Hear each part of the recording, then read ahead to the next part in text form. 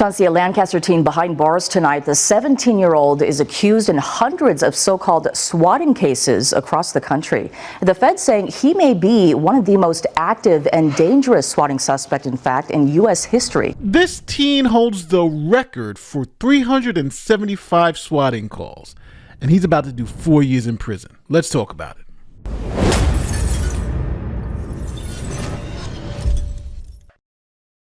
This is Allan Filon, now 18.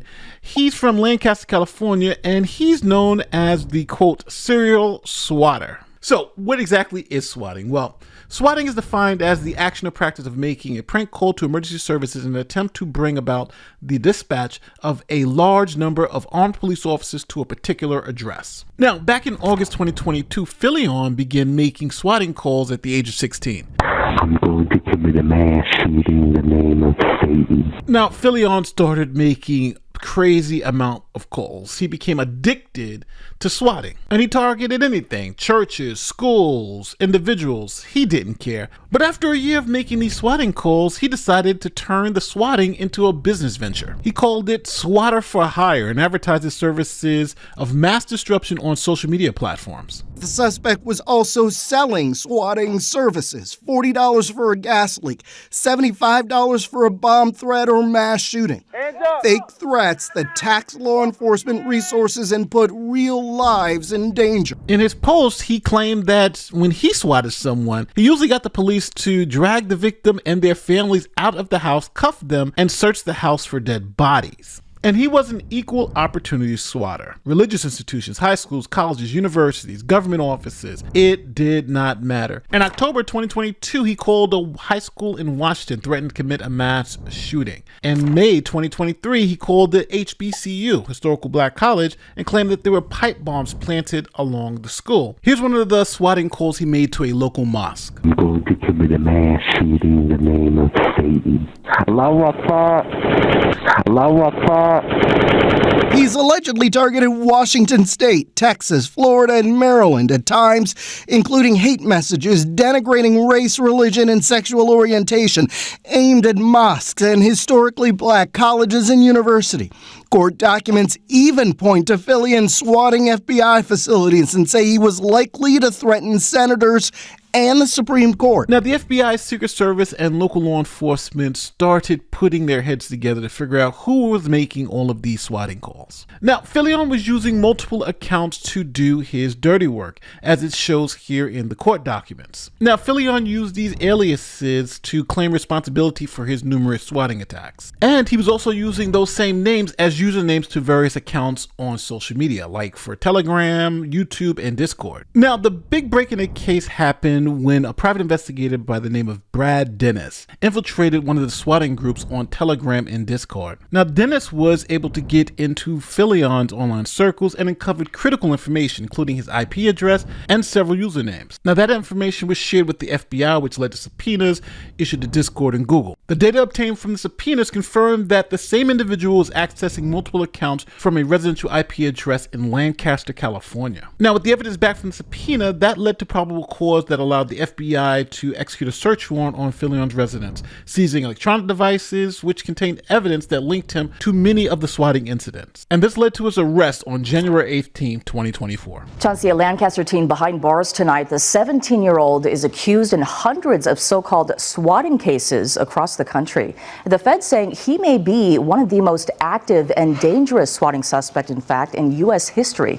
A 20-page arrest affidavit for Filon lays out the evidence. Records from a username claiming to be behind multiple swatting attacks, IP addresses, and the search warrant that led to his arrest. Probable cause exists. The teen is being held at the jail without bond. Now, police alleged between August 2022 and January 2024, Filon made over 375 swatting calls. Now, Filon was caught cold. The FBI had all the evidence, and he was looking at probably a life sentence, 5 years for every single one of those calls. So he decided to plead guilty. A prolific teenage serial swatter from California has pleaded guilty to making hundreds of hoax calls about mass shootings and bomb threats to schools, religious institutions, and government officials nationwide.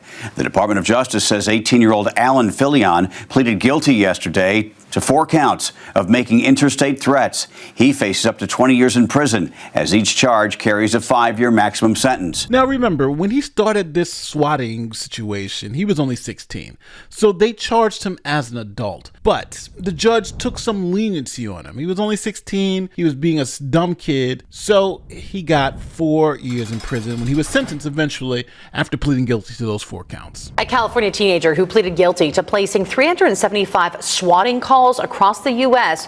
has been sentenced to 4 years in prison. One of the calls he made was right here in Florida. In May of 2023, the Seminole County Sheriff's Office says 18-year-old Allan Filon called them, claiming that he was going into a mosque in Sanford with a gun and explosive devices. But it was all a hoax. The Sheriff's Office worked with the FBI to track the call to Filon's home in California, where he was arrested and charged in Sanford. Now, this week, a federal judge ruled Filon will serve 4 years behind bars. Authorities say that his motivation was to make money and also personal recreation.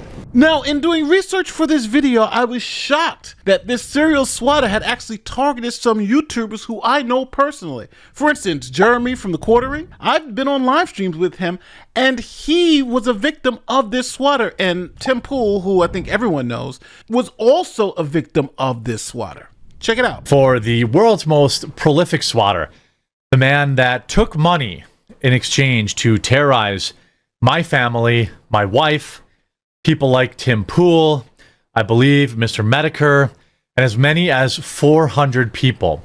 His sentencing occurred this morning at 8:30 a.m. You know, it's crazy. Did that happen to you while you were on the force? Did you ever get caught? No, we never got caught on that. I'm gonna tell you guys what just happened. I just walked out of the room. The cops walked in. They walked around with flashlights. We've been swatted. I am extremely unhappy with this because I can't necessarily be mad at the officers. They were very polite, but I do not like cops coming into my house when we have mats all over the place. They come back with a warrant. Yeah. And I don't know who let them in or why. Yeah, what happened? I understand they're here because we got swatted. A report was made that 2 people had been shot and killed, and that the gunman was threatening to hurt themselves. They didn't send a SWAT team. It was just a couple of officers. I don't want to drag them or be mean to them because they were polite. But I'm not happy with the idea that they're walking into our studio while we are live. They're walking around. Cop immediately, I walked out of the room. He immediately came up and said, "I'm really, really sorry about this. We're not trying to, screw with you or ruin what you're doing. Here's what happened. We got a call. 2 people had been shot and killed, and a person was going to be killing themselves. We have to check it out, make sure everything's okay. We're going to be doing a sweep once we figure it out." And I'm just like... Now, here's my question to you people out there in YouTube land. Do you think 4 years is enough? Now, I would say this. If he were older, I would say, let's give him 10 years. But he was 17, 18, 10 years would be about 28. Is it really going to help society to put him behind bars for 10 years? Or is the 5 years or 4 years that he got, is that enough? And I kind of don't believe it is because of the amount of damage this person does. This person was all over the country, calling people all over the country. He's in California, calling people in Florida, Oklahoma.